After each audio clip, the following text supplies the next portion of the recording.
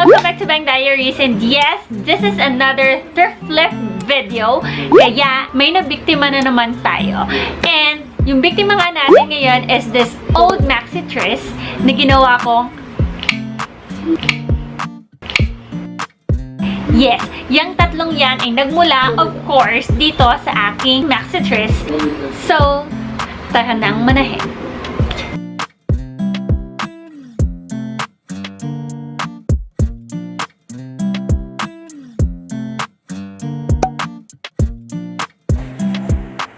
First top is a halter top. Di ko na binago yung style ng maxi dress, however, ginawa ko lang siyang crop top. I measured the length by 38 cm and the width by 33 cm. Next is yung measure ng tube top, which is 26 cm yung length. Last is the spaghetti / backless top, which is 42 cm yung length.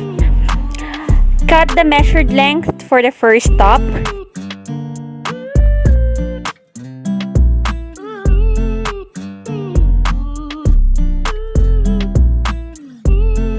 Pin na ulit yung hem and proceed to sewing.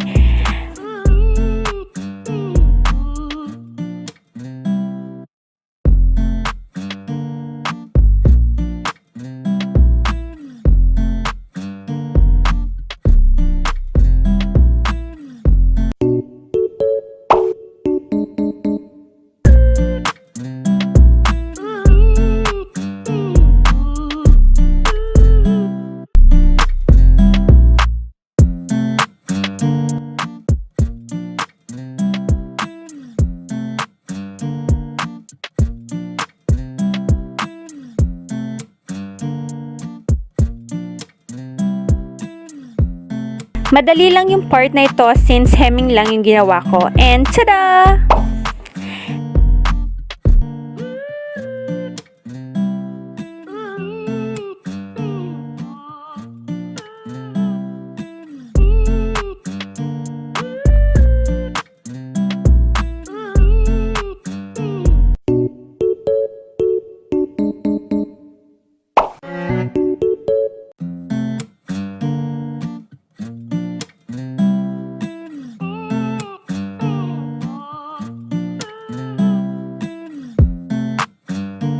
Next is yung tube top.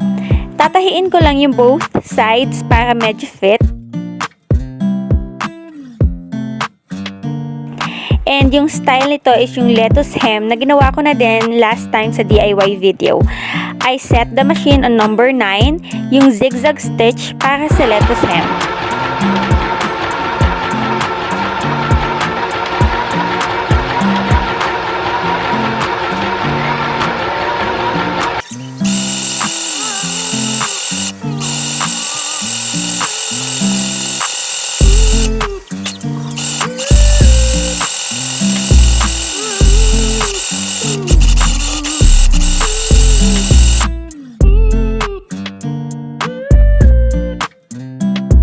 Mas na-achieve ko yata dito yung lettuce hem, gawa ng cotton yung fabric.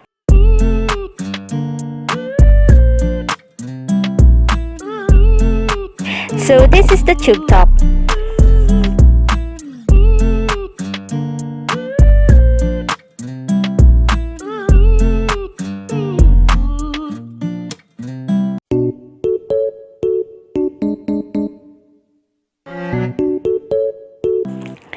Last is this spaghetti / backless top.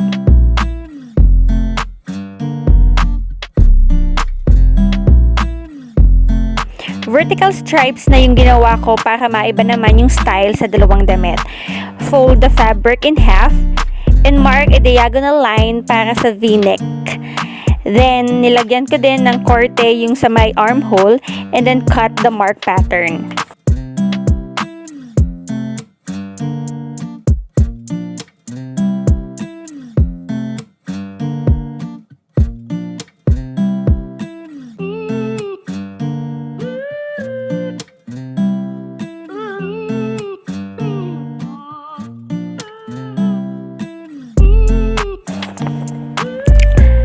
Next is yung back part, which is medyo ginawan ko ng ibang style.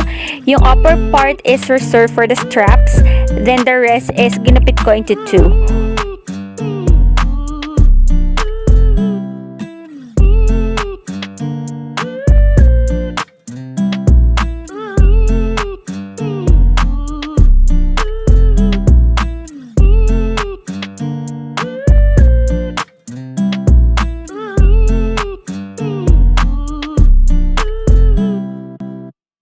Hemming lang for the neckline and armholes, then gumupit ako ng strap para i-attach dun sa two back parts of the fabric.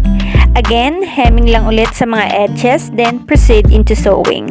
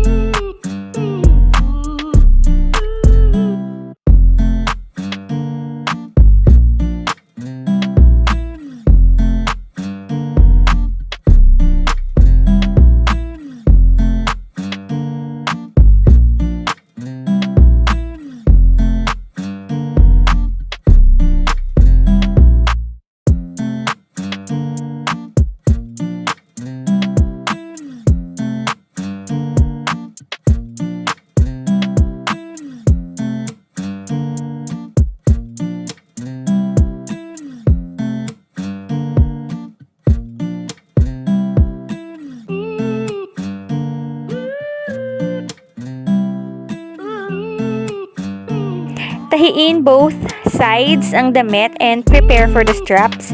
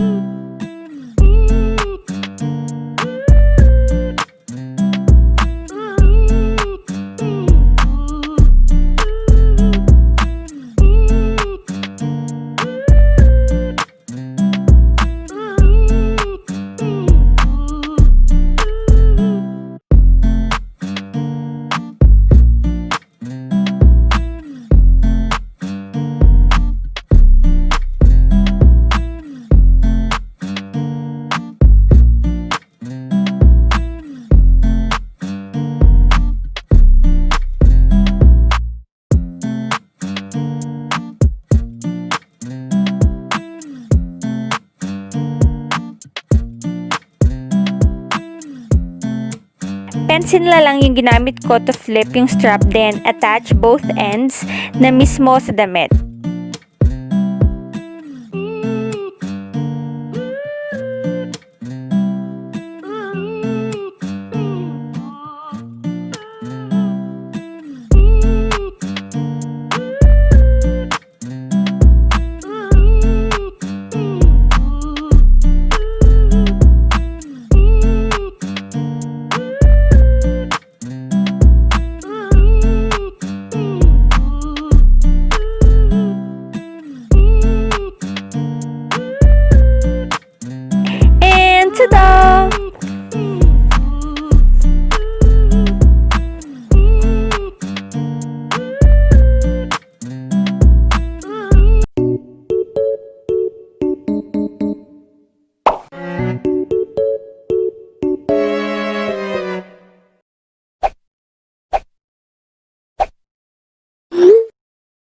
that's it for today. So I hope nagustuhan nyo yung mga different styles ng tops na nagawa ko out of that maxi dress.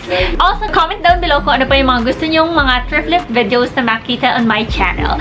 And of course, if you haven't subscribed to my channel, please do and turn on the notification bell para updated ka sa aking mga videos. So yes, thank you guys for watching and see you on my next one. Bye-bye!